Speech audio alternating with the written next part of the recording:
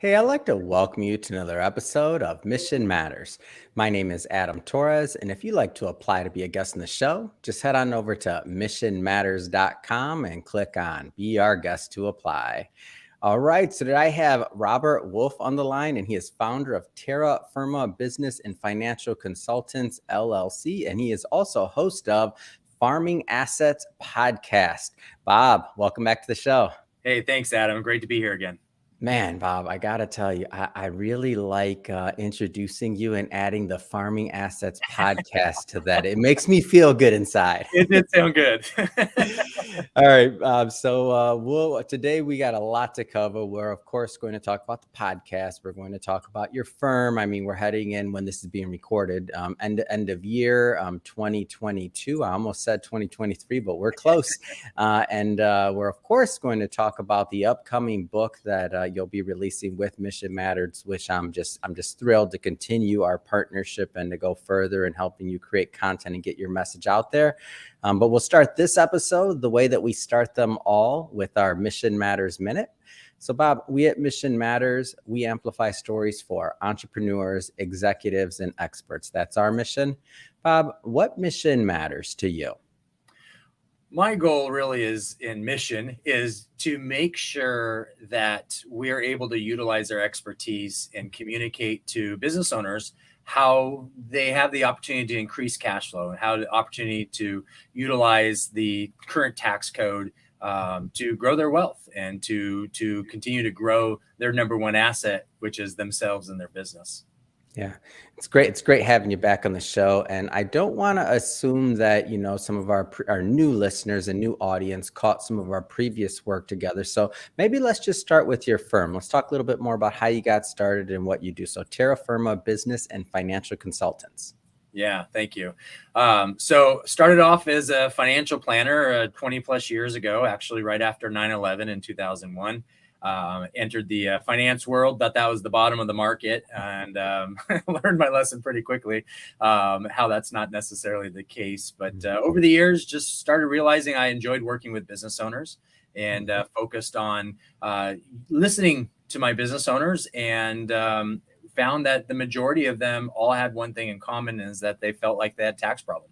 And so my firm, is really designed to be consultative and help educate business owners on not just how the tax code works, but how the various strategies, whether it's real estate, business, investments, retirement accounts, whatever the case may be, these various assets, how they work and how it allows them to grow. And so just being able to be a complete nerd and know these various aspects.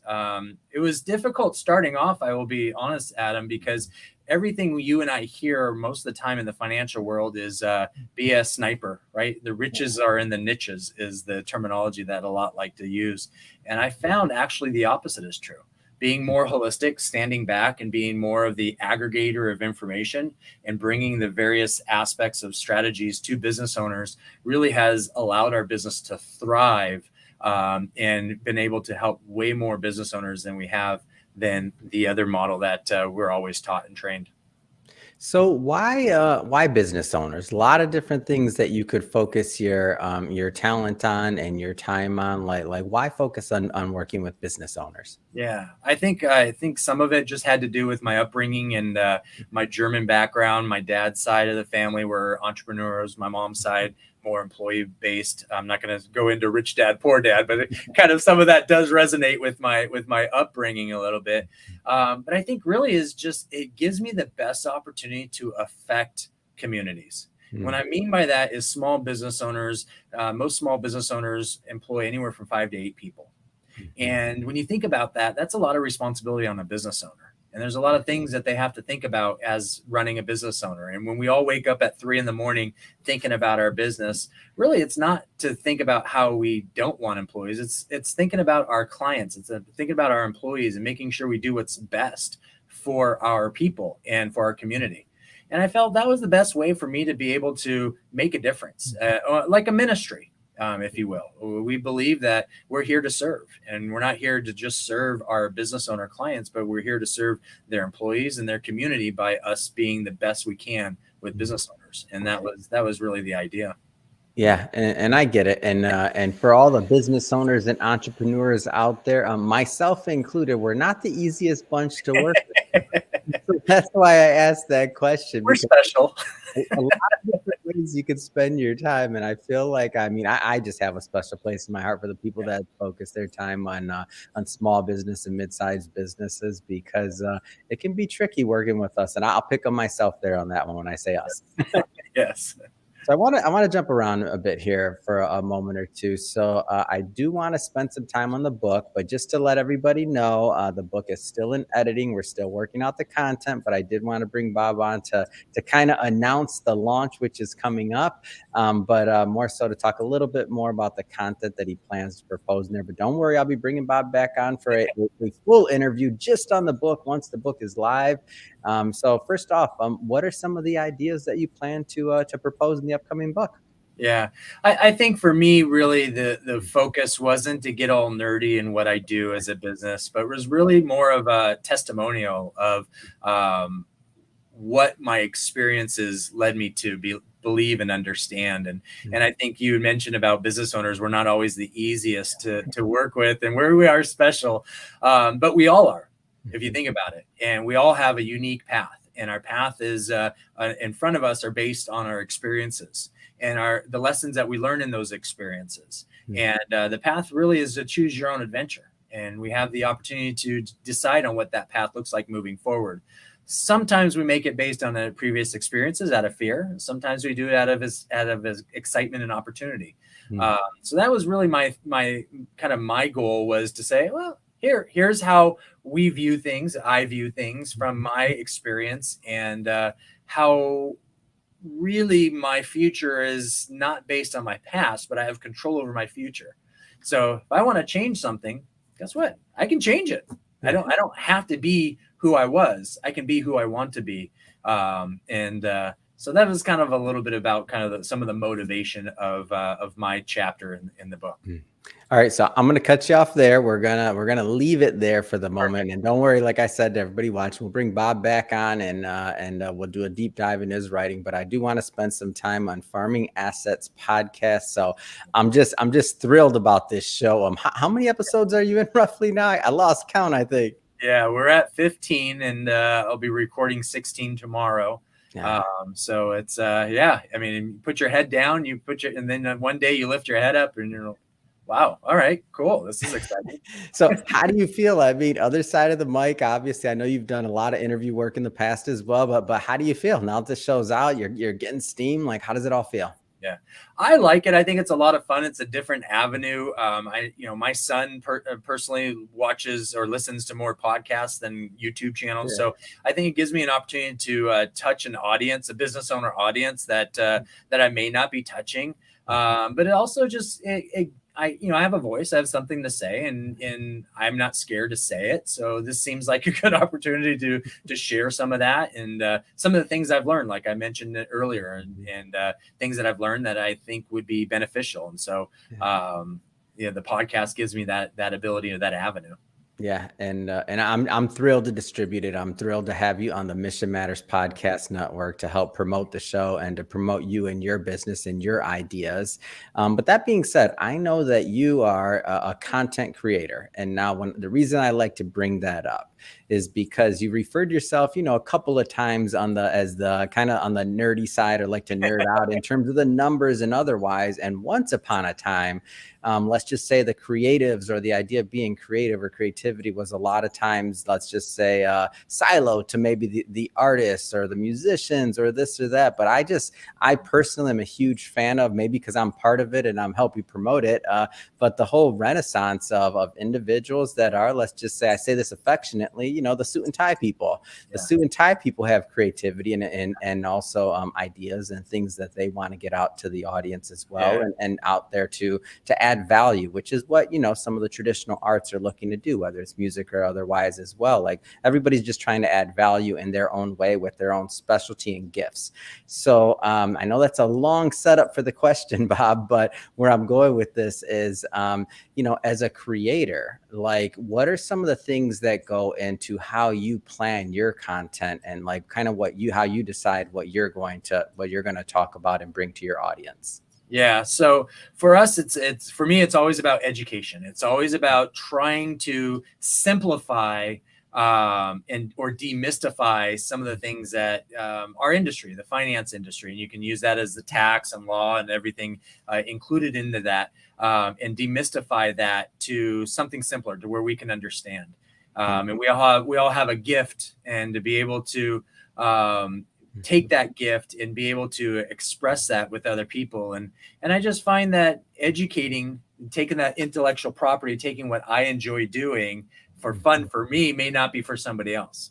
But if I have the ability or the gift to be able to translate that in a way to where someone actually gets to understand it, and that's what I appreciated about Rich Dad Poor Dad. That was kind of the beginning of my journey 20 plus years ago, was the way he communicated about money.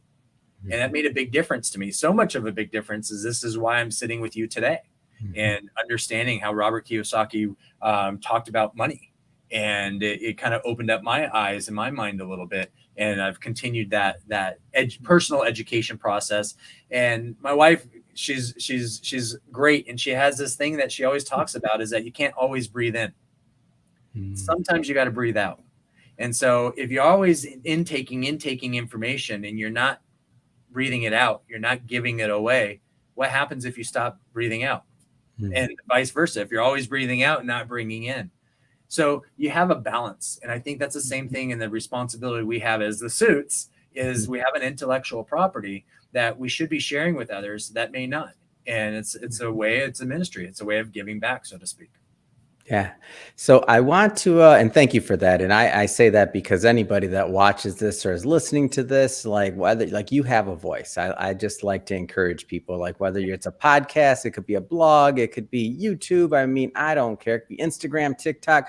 I really don't care about the platform. But the main thing is that you have knowledge, you have experiences, you have a journey that if you share that, you can really help others, and you can help others maybe in some ways that you didn't expect. But if you just keep that inside, I love the way your wife put it. If you don't breathe out, I'll take her words. Then it doesn't work. Like that story just stays with you, and it's a shame. So I encourage everybody, create however you feel appropriate and within whatever you like to do. All right. So shifting focus here, we talked a little bit about Terra Firma. I want to go deeper into what you do and how you're working with your clients, because I think it's unique. So let's start with this. So you often refer to yourself as an asset coach and a tax strategist. That's right. So what does that mean? So really, I had a hard time, and I explained earlier that, looking at the tax code and trying to communicate some of my education and the things that I've learned. And I realized that I was not just a financial guy. I wasn't just an insurance guy. I wasn't just a tax guy. I was more of a holistic, and I kind of encompass everything. And then as I dove down into our process, I realized that the first thing, if you want to save money on taxes, you really need to understand what asset you're working with and understand the rules to those particular assets that the IRS gives us as guidelines.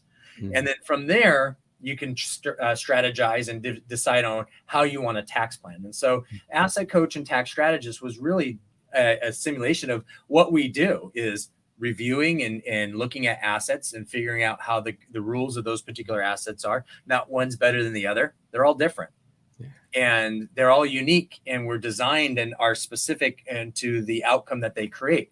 The IRS has guidelines for each of those. And so if you're looking for more tax efficiency, organizing your assets in a certain way makes maybe more tax efficient outflow, so to speak. So that's really what an asset coach tax strategist does. It was definitely different than, you're just a financial guy.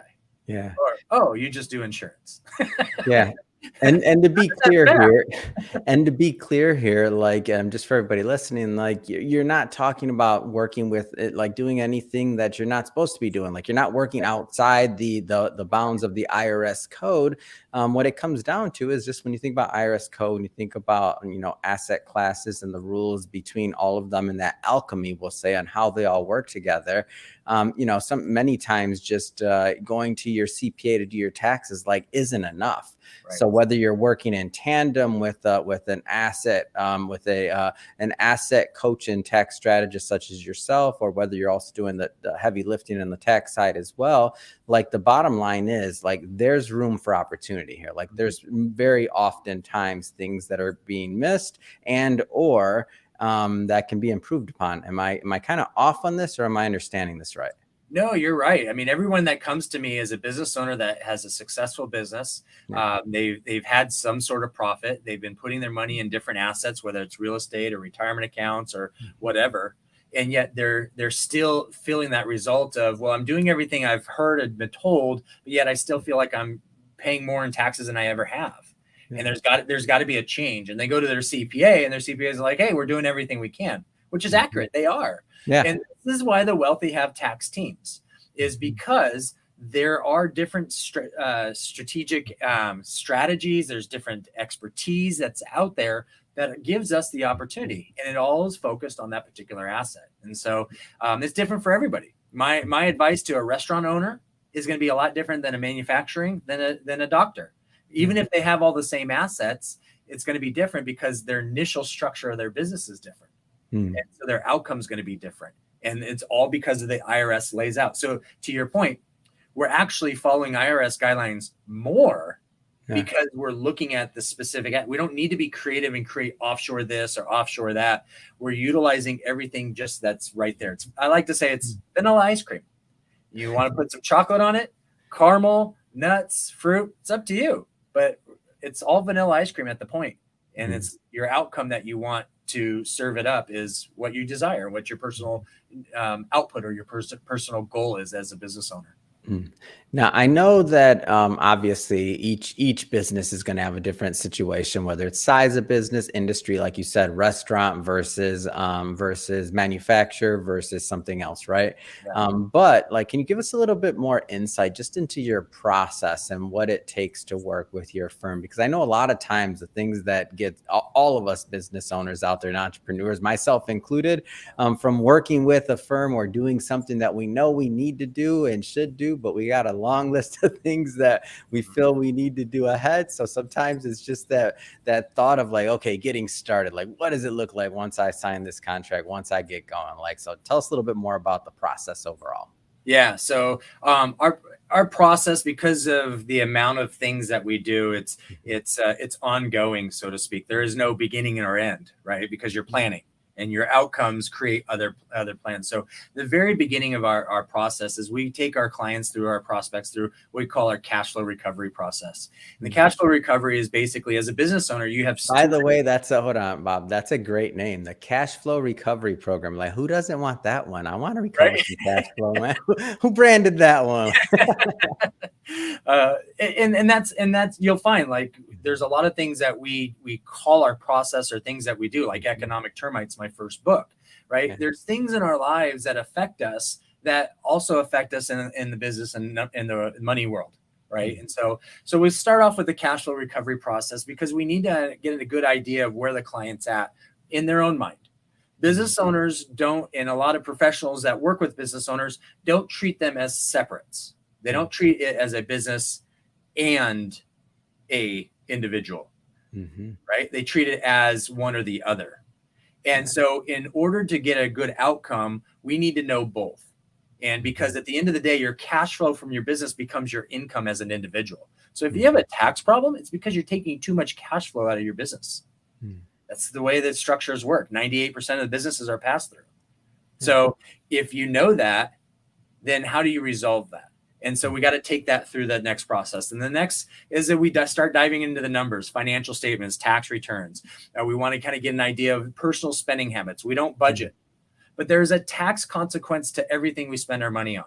We go buy groceries. There's a tax consequence. Why do I say that? Because it's cash flow coming from your business to you individually.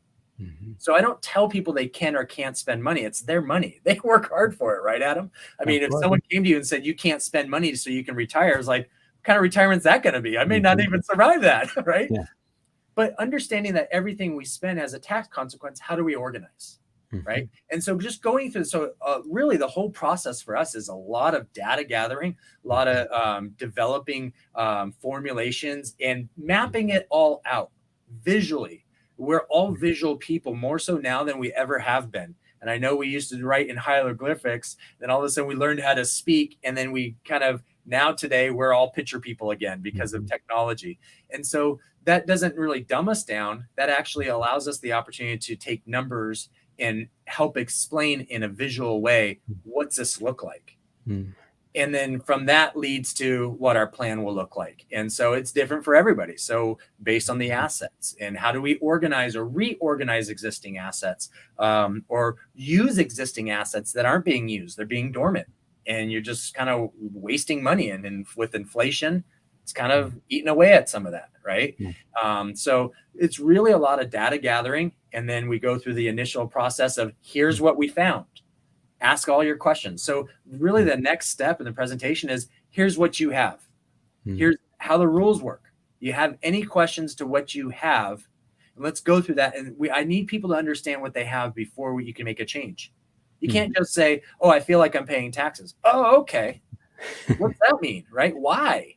What do you have? And do you know why you have what you have? This is your money. It's your wealth. It's not mine, right? It's never mine. It's never yours unless you're the client. It's always yours as a client. So understanding that, and then once they have a good idea of what the rules are, of what they have, then we can explain, here's how our plan, and we start implementing the plan, what design we need to go to.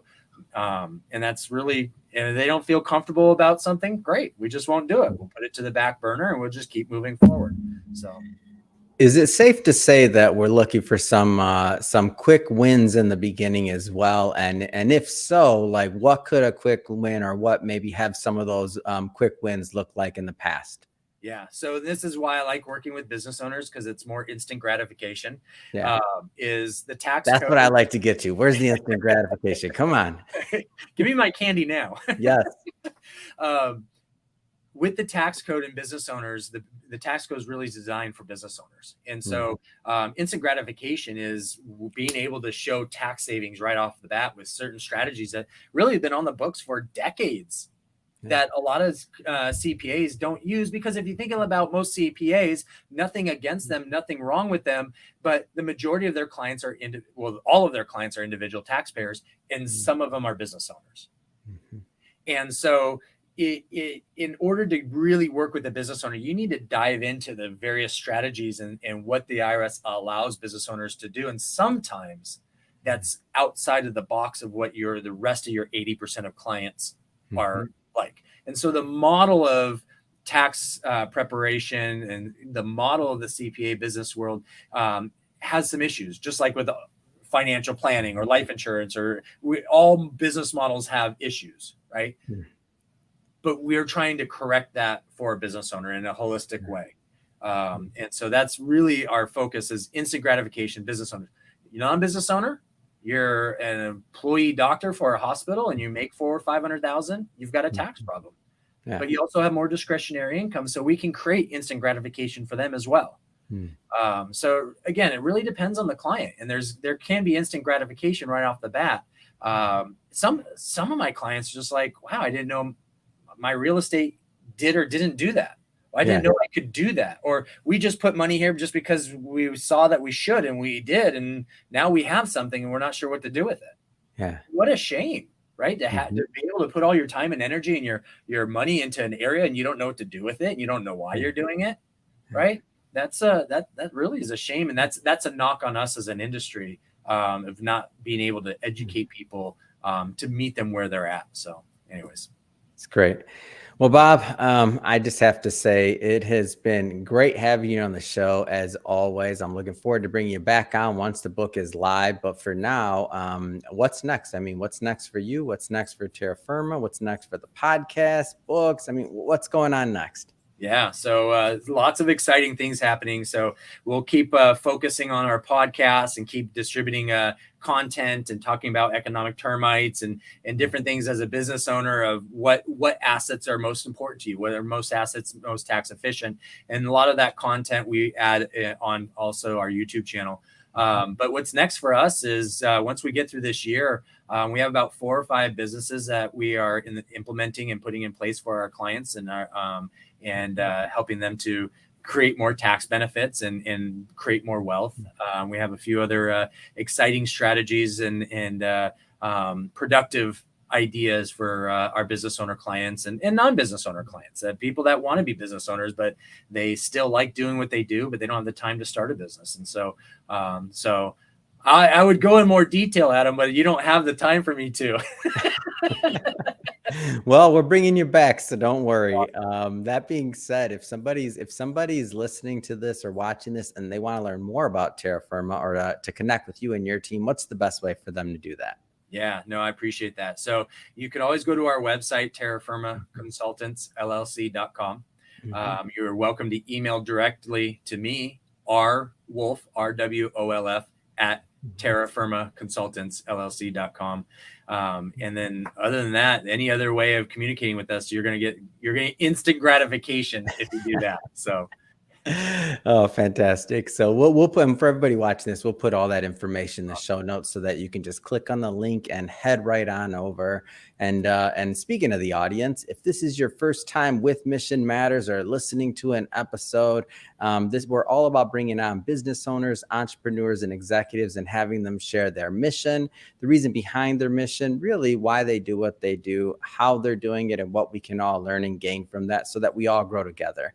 If that's the type of content that sounds interesting or fun or engaging to you, hit that subscribe button, because we have many more mission-based individuals coming up on the line, and we don't want you to miss a thing. And Bob, as always, a pleasure working with you. Until the next time. Awesome. Thank you.